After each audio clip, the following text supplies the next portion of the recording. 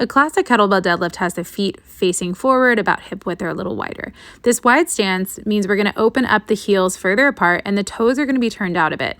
If they're facing forward and the knees are driving forward, that's not going to work the same.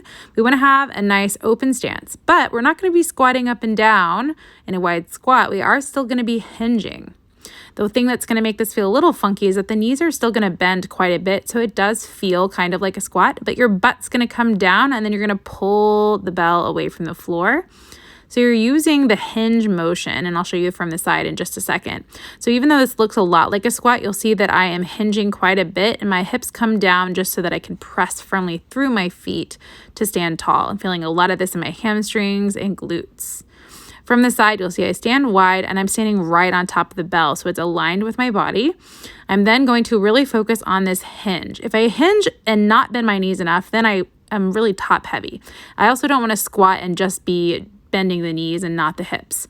A hinge is a hip dominant movement. So you see I'm pulling my hips back quite a bit and then making sure that my lats are engaged before I pull the bell off the ground. You should feel a big external rotation in the hip during this motion. Knees are bending quite a bit, but they're not traveling forward like in a squat. This will likely take some practice to feel confident in, and that's okay.